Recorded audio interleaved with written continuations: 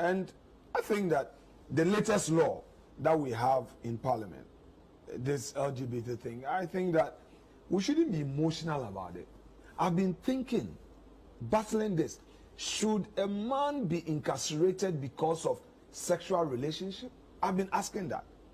In principle, I am not against the need to enact on Ghanaian values and proper sexual rights. Punishment is but the punishment bit, and what you the media seem not to have realized, is that subtle attempt to gag you and also to reintroduce criminal libel. You guys have not read it.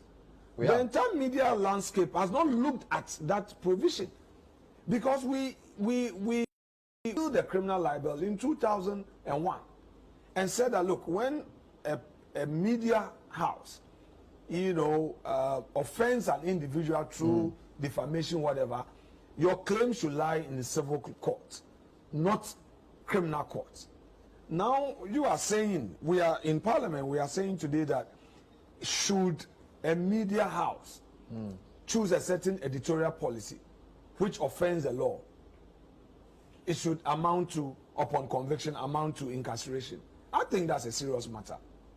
Then it means that the press freedom as guaranteed by the Constitution is being brought to question. So you get a sense that the media and some members of Parliament are being drawn by sentiment more than... Exactly. I mean, a lot of my colleagues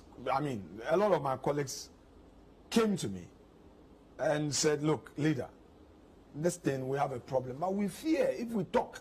So if you realize, in one of my applications, in one of the motions that I lost, I asked Mr. Speaker whether he could exercise his discretion and allow for secret ballots. A lot of people were pushing for that. They wanted secret ballot. You think if there was a secret ballot, some of your amendments would have carried. I tell you, honestly. Because people are afraid. They don't know, you know. But if we have MPs who don't have the moral courage to stand up for what they believe, we are in trouble. I, before taking up that position, engaged some clergymen. I spoke to some prominent people who are very religious. I spoke to some very senior Christian clergy. I spoke to them. They won't allow me to mention their names, and I won't do that. But I spoke to them. I said, also for Reverend, Bishop, Father, this aspect of custodial sentence, and all of them, they agreed, will tell me that, oh, Honorable, yes, as an so I wasn't just up saying anything, all right? I wanted to test their views, that what really is this issue about LGBT? Do you want people to go to jail? And considering the fact that our country's judiciary is doing a shift on a new regime on sentencing, we've received various papers, and the judiciary itself has done several discussions on this and all of that. Yes. So you feel like it's in the spirit of that, they should have that. The other question, and there's condition in our jails. Yes. The other question about what you were trying to do, and not to catch you, but the other was that bill, and then the other bills had not been assented to by the president. There was a view that maybe we were trying to tidy this up so that the clash between legislature and executive for private members would not occur. So, for example, issues around if you jail somebody, it can be interpreted to mean that it will have cost implications to this. So were you subtly trying to tidy the law up so that the president will not be compelled to use the same reasons for rejecting those three bills to reject this one? Respectfully, that was not the case. I was not looking at it from that angle.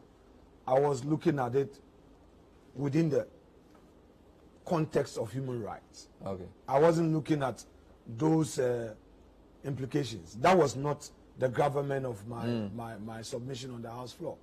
I was looking at the human rights repercussions. I was looking at press freedom, and I was looking at what was driving the law. Okay, you want people to abstain. You want people to reform. Is that the way? Really? Okay. And I felt that that was not the right solution. If we throw people into jail, would they come back hardened or they will come back changed? Do you think the law in its present form will be assented to by the president? I can't speak for Mr. President. But I think that the law in its present form has questionable constitutional issues. The law, as I see it, from how I've seen it, you know, the law cannot stand any serious test in any constitutional court. So you think if somebody took this to Supreme Court, it could even arrest it before it gets to the president? Well, I think that the law would have serious challenge at the Supreme Court. If it faced a human rights constitutionality test? If it faces a constitutionality test, it will fail. Not the entire law, aspects of it the law would fail. That's my view with respect. Do you think that the political implications of the law is what is preventing collectively Parliament from looking at those constitutional issues? I think so. Bernard, I think the way the whole thing was introduced, and it created some fear amongst even the legislators, that people think that, hey, if I dare question, they will say that, oh, I am supporting a man to marry a man. Supporting a woman to marry a woman. So nobody wants to touch it. It's a radioactive substance. But if we pay attention to the details, we can come out with a law that will be acceptable to all. I mean, Bernard, I don't know how your upbringing was, but on my part, I went through a very regimental system. The cane will not be spared. If you misbehave, your dad would take the cane.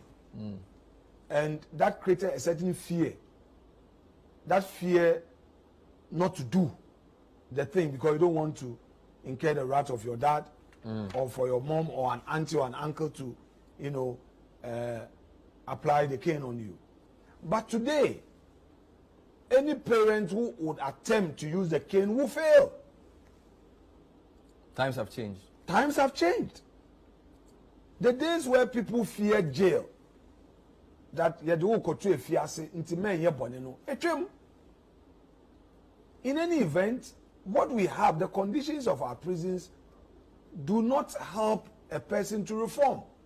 I stated it on the House floor that when we had the opportunity to visit in Sawam prison as final year students at the law school, we saw the condition.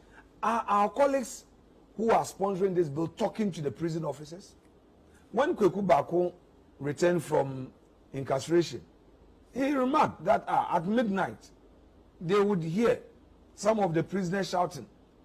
Do you want me to say it? Okay. Let's take a break on that sober note. We are talking to Alexander Afenyo-Markin. He's the majority leader. He's been in Parliament since 2013, and he will be telling us his expectations, his promises, and his views on key issues.